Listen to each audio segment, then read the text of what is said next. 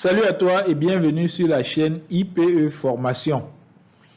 Aujourd'hui, dans cette émission Fraude Alerte, nous plongeons dans un sujet crucial, la fraude en entreprise. Comprendre les fraudeurs pour mieux les combattre. Je suis Eric Kamenier-Forme, directeur général de IPE Formation, consultant certifié en investigation de fraude et dans plusieurs autres domaines relatifs au métier de contrôle et à la gouvernance. Si c'est des sujets qui vous intéressent, installez-vous confortablement pour monter en compétences et n'oubliez pas de vous abonner pour ne rien manquer de nos prochaines vidéos. Surtout, restez jusqu'à la fin parce qu'il y a des annonces très intéressantes pour ceux qui veulent développer des compétences pointues et atteindre des sommets dans le domaine de l'investigation de la fraude. Pour combattre la fraude en entreprise, il faut penser comme un fraudeur et cela passe très souvent par la formation. Alors, vous êtes prêts? C'est parti. La fraude, qu'est-ce que c'est exactement? Au-delà de toutes les définitions multiples et variées qui existent dans différentes littératures, la fraude peut être définie comme tout acte illégal caractérisé par la tromperie, la dissimulation ou la violation de confiance. Ces actes sont commis par des individus ou des organisations pour obtenir un avantage injuste ou illégitime. Contrairement à une simple erreur, la fraude est intentionnelle et vise généralement à procurer un bénéfice financier ou personnel au détriment d'autrui. Imaginez par exemple un directeur financier qui manipule les comptes d'une entreprise pour masquer des pertes et se fait attribuer des bonus indus. Vous comprenez donc le cœur de la fraude, la tromperie. Une tromperie délibérée pour un gain personnel. Alors, pour bien comprendre la fraude, analysons les 4 caractéristiques essentielles. Première caractéristique, l'illégalité. Pour qu'un acte soit qualifié de frauduleux, il doit être illégal. Cela implique donc une violation des lois, des procédures et des règlements en vigueur. Le fraudeur engage des actions interdites par la loi, souvent dans un but d'enrichissement personnel ou au bénéfice d'un tiers. Donc, vous devez être capable de démontrer le caractère illégal de l'acte qui a été posé. Dans notre exemple, le directeur financier viole par exemple les lois comptables et fiscales.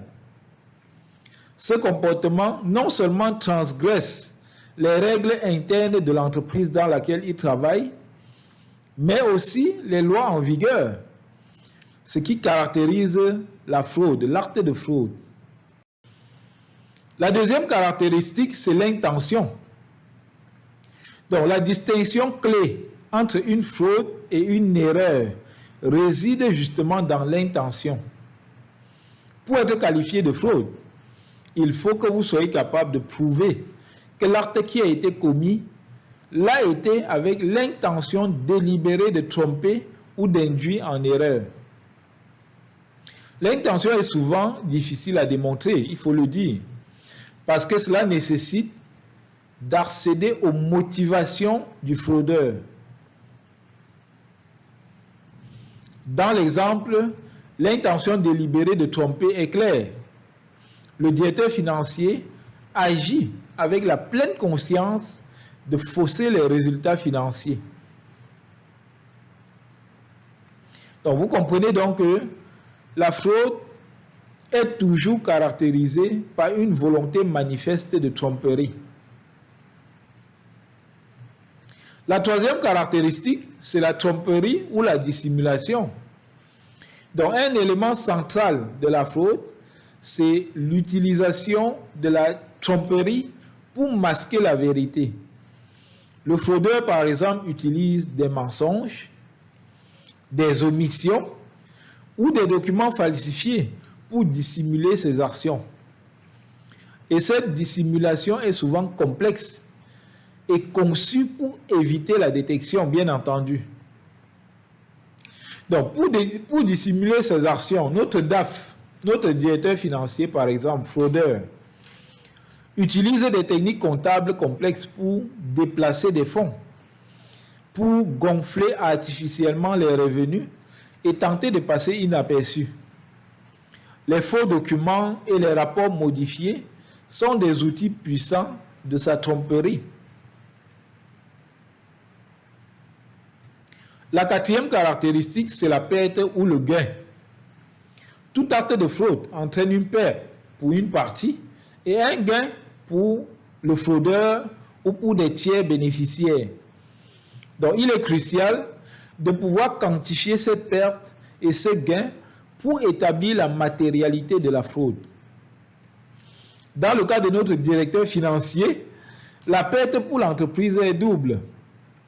Il y a la perte financière qui est due aux décisions prises sur la base de fausses informations qu'il a produites et il y a la perte de confiance des investisseurs et d'autres parties prenantes. Le gain pour lui, c'est bien entendu des bonus non mérités.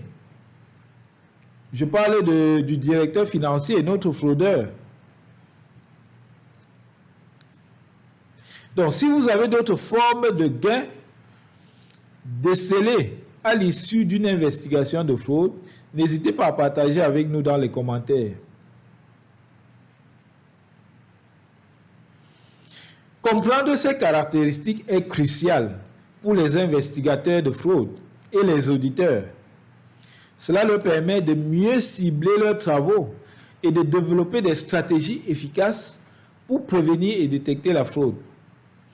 Notre programme de certification en investigation de fraude vous donne justement les principes fondamentaux et l'approche rigoureuse et méthodique essentielle pour lutter efficacement contre la fraude. L'une des stratégies essentielles, justement, c'est la formation. Dans la description de la vidéo, je mettrai un lien qui vous permet de télécharger, pour ceux que ça intéresse, la brochure contenant des informations complètes et détaillées sur notre certification en investigation de fraude, le CFI, Certified Fraud Investigator. Merci d'avoir regardé cette vidéo sur la compréhension de la fraude et des fraudeurs. Si vous l'avez trouvé utile, n'oubliez pas de liker et de partager.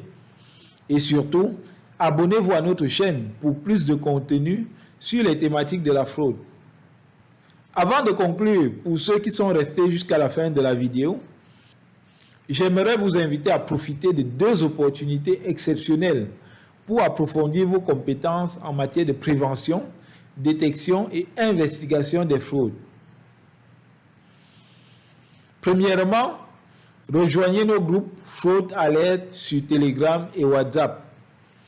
Ces groupes sont conçus pour les professionnels qui souhaitent développer des compétences pointues en investigation de fraude et échanger avec d'autres experts et passionnés dans le domaine de la fraude. Vous y trouverez des ressources précieuses, des discussions enrichissantes et des conseils pratiques pour renforcer vos compétences. Deuxièmement, ne manquez pas notre grande conférence annuelle virtuelle Fraud Alert 2024. Cet événement est gratuit, mais exclusivement réservé aux investigateurs de fraude, aux auditeurs internes et externes et aux dirigeants. C'est une opportunité unique de partager les nouvelles stratégies et techniques 2024 avec les professionnels qui ont ce profil en Afrique. Cependant, les places sont limitées à 250 participants. Alors inscrivez-vous rapidement pour garantir votre accès. Dès qu'on a 250 inscrits ayant ce profil, on arrête les inscriptions. Ensemble, nous pouvons faire la différence dans la lutte contre la fraude en Afrique et bâtir des entreprises pérennes. Vous trouverez les liens pour rejoindre les différents groupes dans la description et pour vous inscrire à la conférence dont je viens de parler. Alors, n'oubliez pas de liker la vidéo, de la partager avec vos collègues et de vous abonner à notre chaîne pour ne pas manquer les prochaines vidéos éducatives sur la fraude. À très bientôt avec une nouvelle vidéo fraude alerte sur IPE Formation. Bye bye.